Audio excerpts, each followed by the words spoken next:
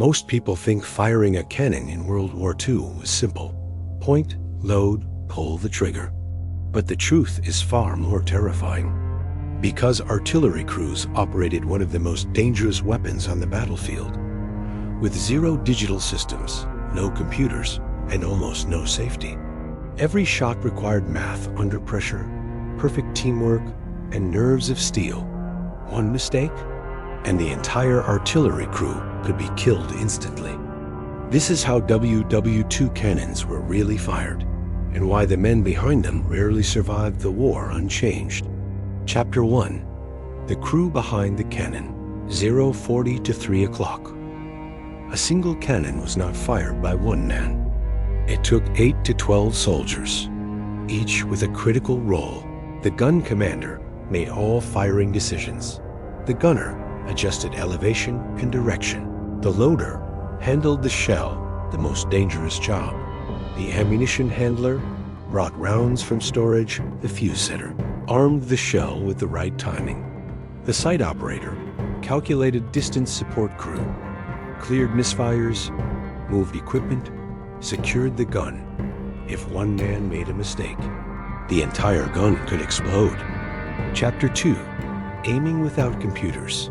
3 o'clock to 5 o'clock, WW2 artillery accuracy depended on pure math.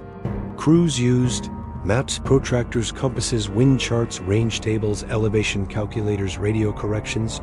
To hit a target, they had to calculate distance, angle, wind speed, humidity, shell weight, powder temperature, enemy movement.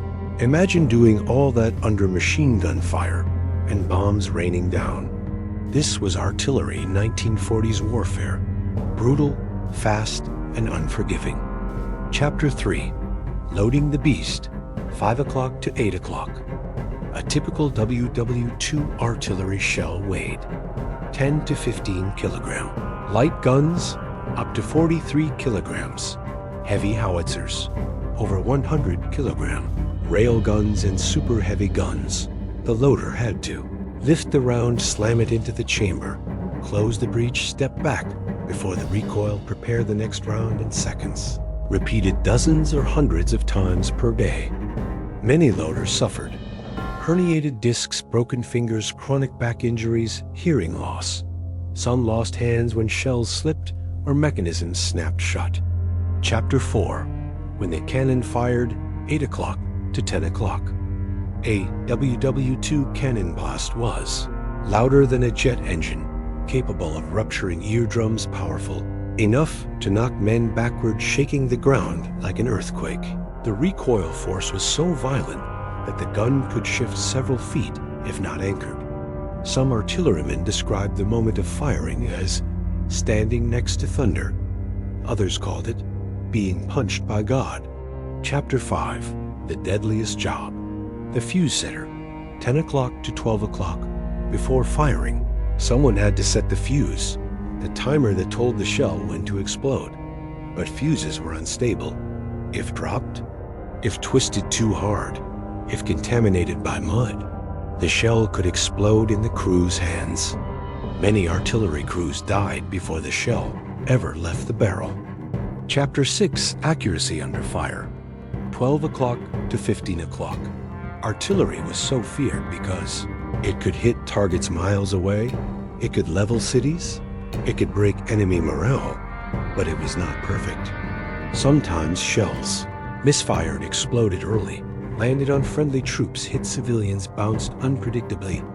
Artillery was both the king of the battlefield and the most unpredictable weapon of the war. Chapter 7. Misfires, death and catastrophes. 15 o'clock to 18 o'clock. The worst things that could happen. 1. Barrel explosion. If the shell stuck, the cannon became a bomb. 2.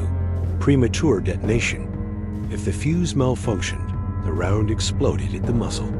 3. Breech failure, metal broke, sending shrapnel into the crew.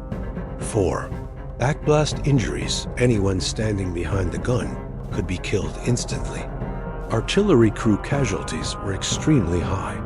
Most people don't know how dangerous this job truly was. Chapter 8. The men behind the thunder. 18 o'clock to 20 o'clock.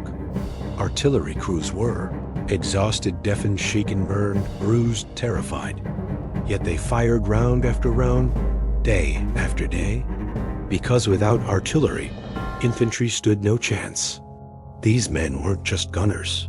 They were the backbone of the battlefield, the engineers of destruction, the soldiers who controlled thunder with their bare hands. And this is how cannons were truly fired in World War II.